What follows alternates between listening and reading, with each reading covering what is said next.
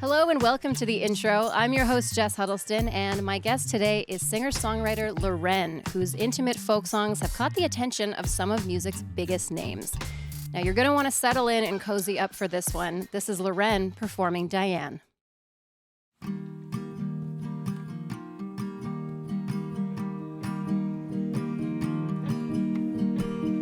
Dyan holds my hand when I'm screaming out like a child who didn't get her way. I swear if you follow or stare, you could see what you seek in the chaser like a ball on a string. Our bodies are far apart, but I feel her in the air. If I could look into the center of the sun, I think I'd see her there. When cherries grew, she knew the sweetest fruit and the ones to toss away. She knows the way that it goes, and the heart holds on to a feeling that is not meant to stay. Our bodies are far apart, but I feel her in the air.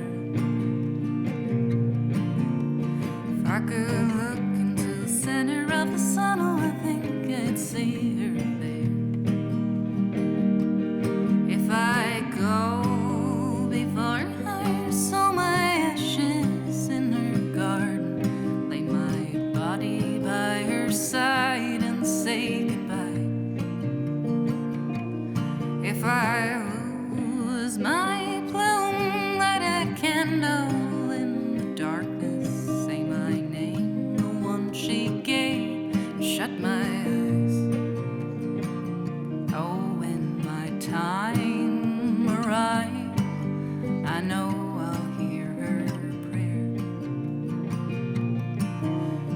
When I look into the center of the sun, I think I'll see her there. When I look into the center of the sun, I think I'll see her there.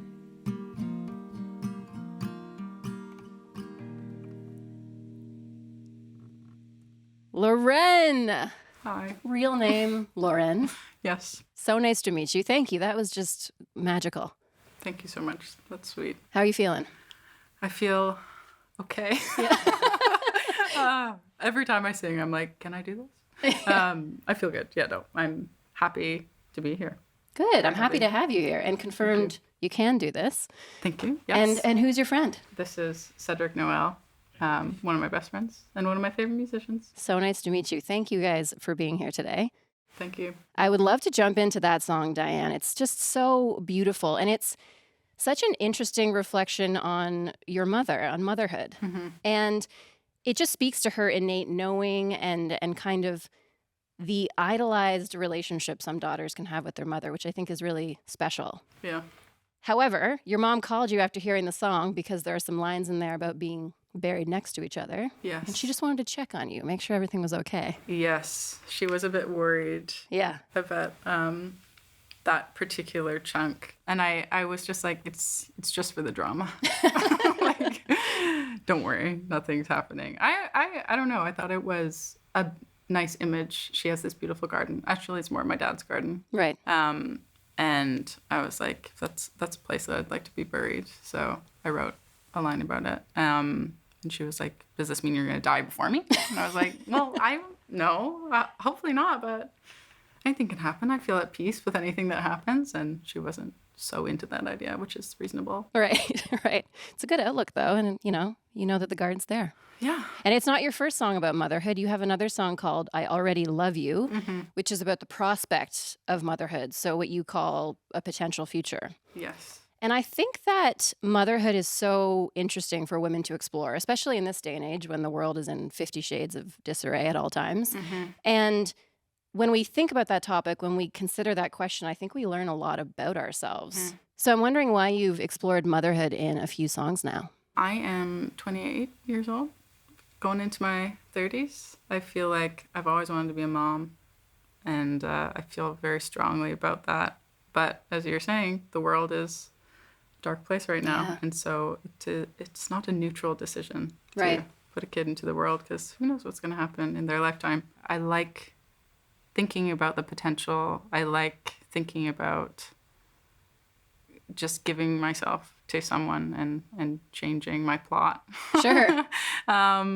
And that song, I was realizing, was probably influenced by the Chicks song Lullaby, Nice. which I love so much. And it's just like talking about how you can't love anything more than your kid. And I have no idea what that feels like. Right. So, Something to look forward to. Yeah. And really cool that you have that song if and when that day comes. yeah, who knows? I've heard that there's been a few instances where you've written something from a place of lightness, kind of like actually what we were talking about before, and then someone has received it and picked out these darker undertones. That must be a bit strange. You're probably thinking, am I secretly dark and twisty? Yeah. I really don't see myself as a dark and twisty person. You don't seem dark and all the twisty. time. In talking about my music with other people, I have been more self-aware of what my music actually sounds like, which is quite dark and twisty. Right. As it happens. I mean, I write a lot from hard places as a way to like move through something. Nice. But then when I'm singing it, I don't feel that anymore, and it's become something light to me. And so it's You've no lo- released it. Yes. And also, I mean, like my mom hearing about like that line about death, that's like a different reading than the feeling that I felt. Like Of I course. felt.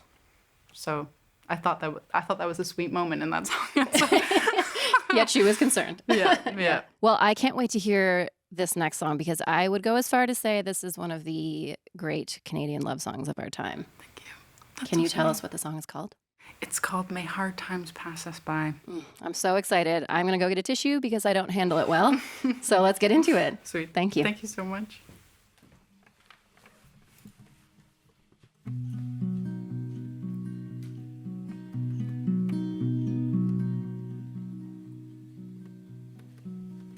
I've known a lot of love and I've had some company.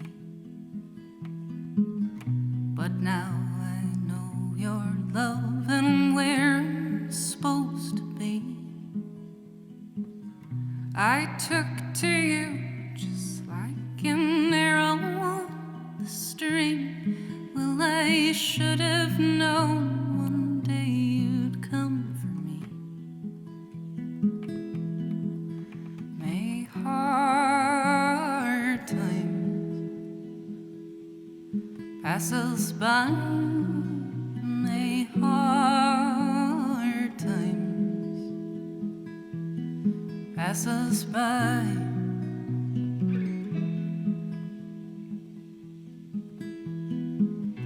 There'll come a time when I am many miles away, but no, I'll follow you as evening follows day. And when the sky breaks, I'll raise my face to rain, and I'll love you in the sunlight or the shade. May hard times pass us by. May hard times pass us by.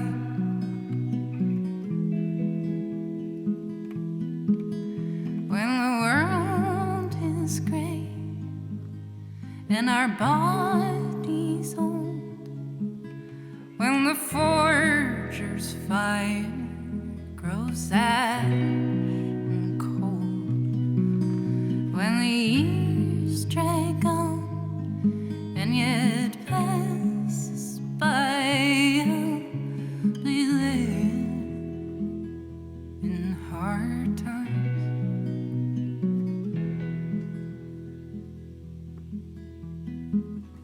If there's a day where winter comes without a spring, or when the birds above go silent with no singing, I'll stick with you just like the mule upon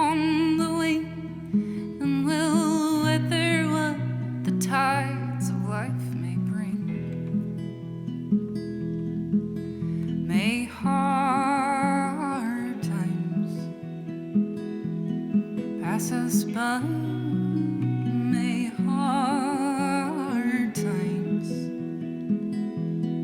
pass us by.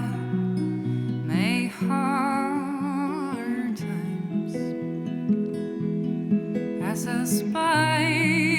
May hard times pass us by.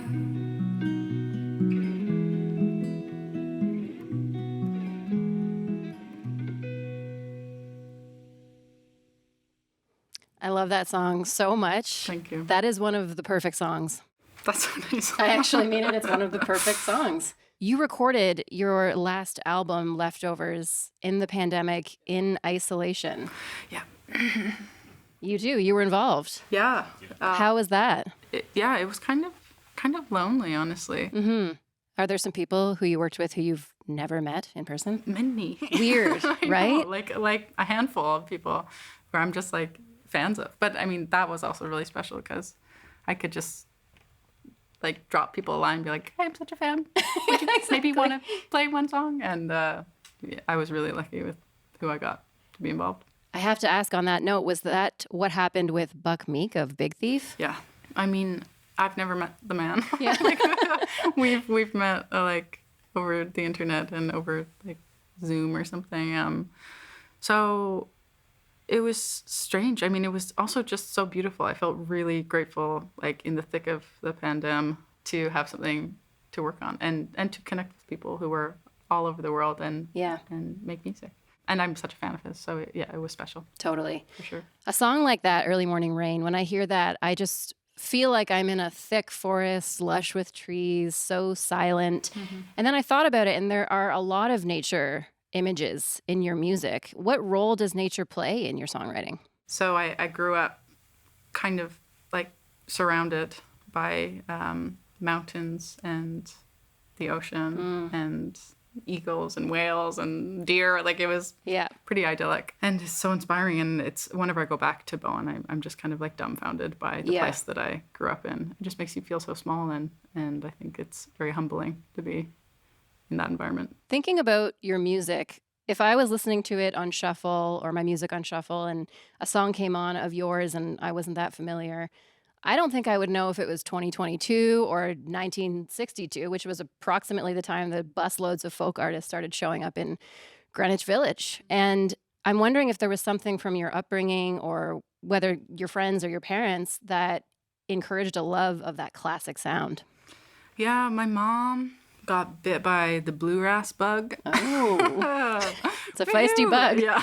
So she got hit hard with that genre and just loved it. And her love of it was like very infectious. And at a very young age, she brought me to this like workshop slash music camp that's called Sorrento. It's also called Nimble Fingers. It's not my favorite name, but Different it's a great place. Yeah. Anyway, so I learned bluegrass music there with her. And I loved that style of music and that style of singing. And it was just so much about storytelling and so much about singing with other people. Awesome. That's a perfect segue to my next question because genre-wise, you can't really be put in a box. You certainly play under the singer-songwriter umbrella, but you explore so many different things, one of which is that really classic kind of almost like tavern country, which I just really love. And we interviewed Orville Peck a few years ago, and we brought up your name at the time. And of course, he lit up because he's worked with you and toured with you. And he's someone who's really making waves in the country space right now, which is just a really unique space at the moment. Yeah, it's sweet. Yeah. How do you think about your place in country, and are there other artists who you think are doing it super well right now? Yeah, I'm glad you brought up Orville Peck because he was so sweet to me and really scooped me up and was so supportive from day one and like took me on tour when I only had like an EP that I released myself. So I feel very grateful to him. And I think him as a figure is so important. He's an incredible performer, but I think just like the queering country movement is just so deeply important because country music has been a certain way for so long and it didn't allow for certain people to be involved in it. And, it was a very traditional genre in that sense. Exactly. It's exciting to see like Lil Nas X and Orville and Evil. Yeah. She's a great artist. Just people that are kind of challenging what country can be and expanding it and making it better. Definitely. I think you're going to have a lot of new fans after this episode. And so I would love to ask you what's coming up next, what we can look forward to. Touring a bit, which is Exciting. I'm going to go to Europe in May, but I am writing a new record, which is the most exciting for me because it feels really different than the last one. Well, that all sounds very exciting. And honestly, I would love to catch you live again. And I just feel so spoiled that I got this performance. Thank you for being here. This was such a joy. Thank you for having us. We're going to get into one last song before you go. What's that? It's called Your Cup. Fantastic. Thank you so much, Loren. Thank you, Cedric.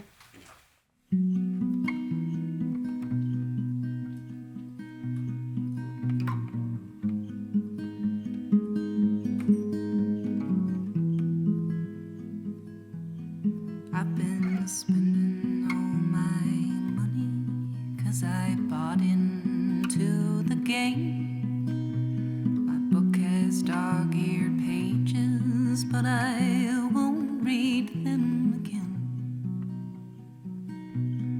All the trees have turned to paper, and I wait to press my pen. For if I pencil poorly, how could I make it up to them?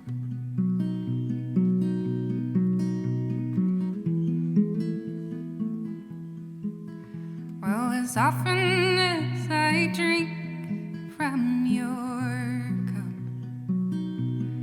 it is never enough. It is never enough. And as often as I bring you to my skin, I wonder where you start and where I end. Yeah, I wonder where you stop and where I begin.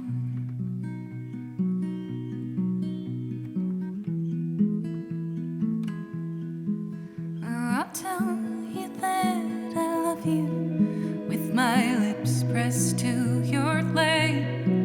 I don't got a lot to say, but I've got a lot to sing.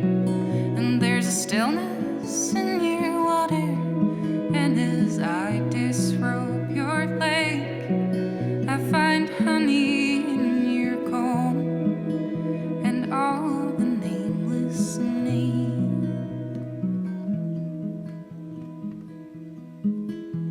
The cedars and the floorboards and the grape is in the one. The clock is on the counter and it tells me that it's time. And so I'm here to show you that the heart within my chest is where I go to find you, where we both begin and end.